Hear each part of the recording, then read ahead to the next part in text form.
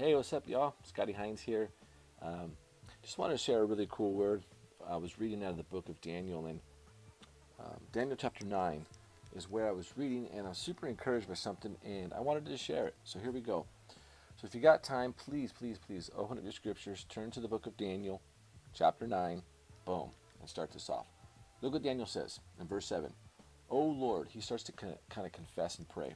O Lord, righteousness belongs to you. But to us, shame of face, as it is this day. To the men of Judah, to the inhabitants of Jerusalem, and all of Israel, those near and those far off, and all the countries to which you have driven them, because of the unfaithfulness which they have committed against you. O Lord, to us belongs shame of face, to our kings, our prophets, and our fathers, because we have sinned against you. Now, the reason why that really blows me away is because if you know anything about the book of Daniel, Daniel is one of from my understanding, he's one of the characters that there's never really any sin mentioned in his life, at least in the book of Daniel. But also, he's definitely a phenomenal prototype for us. You see, Daniel literally lived in Babylon as a young boy, and his testimony is amazing. He goes through a siege, right? The kingdom gets defeated by Babylon. He's in that. He's a young boy, stripped from his family. He's made a eunuch, so you know what that means. Snip, snip, right? He can't be with any of the king's maids or concubines. And if I'm wrong on that, you can correct me. Please DM me. But I'm pretty sure that's the case. I'm going off of memory of my history of the book of Daniel. I happen to be reading chapter 9, so just want to be honest. But I'm pretty sure he was a eunuch. Regardless, the man has the best case out of anybody in the scriptures to be a complainer, right? I mean, stripped away, snipped away, um, and then just, dude, living in Babylon, right? And as you watch this man age, not only he succeeds, man, God shows him a ton of favor, and then he has to deal with the crazy, Babylonian priests. They get him thrown in jail. So this man's life, his testimony, is through the charts. It's amazing, and it's one that we should be inspired from. And the reason why that passage inspired me so much was because of you get an insight into the humility of Daniel. See, the book of Matthew, Jesus starts to preach, right, in the Sermon on the Mount, and I'll just talk about the first two beatitudes, and they're amazing. He says, "Blessed are the poor in spirit," right? And when you think of the poor in spirit, and I'll get to Daniel in this, and I'll correlate the two. But when you get to poor in spirit, you got to realize, like, what is that? It's recognizing that you have nothing, right? Within you, you got nothing to offer, right? You're poor in spirit. If you need money, you don't go borrow from a poor person. You go to someone rich, right? And that's in our case. Our spirits are poor. They have nothing. We have nothing to offer except the grace and mercy that we receive from Yeshua, right? Through faith in Him, we receive that grace and mercy, and that's powerful.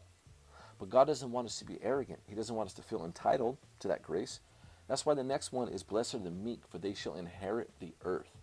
Now, meek is a strong word. It means power under control. Think of bridling a horse, right? Something so small, but it can control such a powerful animal. And that's what meekness is. Once you recognize the power that Christ, that grace and mercy in your life can initiate, it's tempting to be arrogant and look at people in a certain way. But no, God calls us to be meek. Take that, that strength that I've given you. Be humble with it. Be meek. Have control. We know one of the fruits of the Spirit is self-control. Now, how does that relate to Daniel? Well, Daniel could have easily complained, right? He could have easily been like, "Lord, I had nothing to do with any of this." But let me read this again to you, and I'll point out two verses. He does refer in verse 7 to they, the kingdom that God scattered away, the northern. But in overall, listen to his prayer. But to us, he's including himself.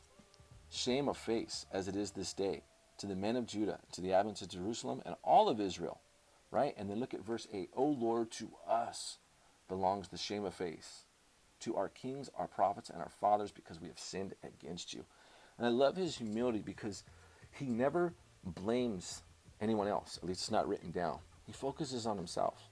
I think that's super, super powerful. I think we can start to change and have a greater impact first in our home, where it's the most important, and then allowing that impact to ripple out. If we start to focus a little more on the leaven within us, and that's why I'm super stoked about at the end of March.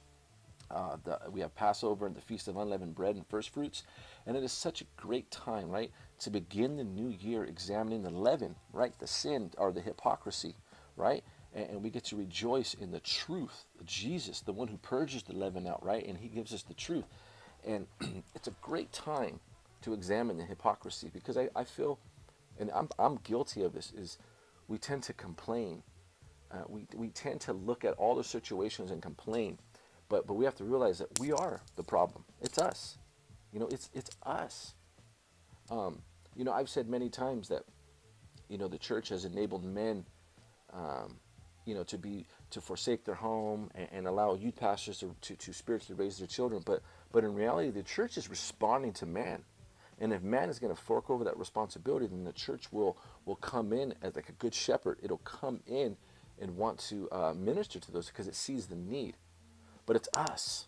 We have to stop complaining and start taking responsibility. My wife taught me this years ago, and it's making a ton more sense now, is when you point at someone, always remember there's three fingers pointing back at you. And that's why I want to encourage you guys, man, let's take, as we talk about building, right? When I talk about building in 2021, I say let's build stronger men, starting with ourselves. And let's focus, I wrote it down right here.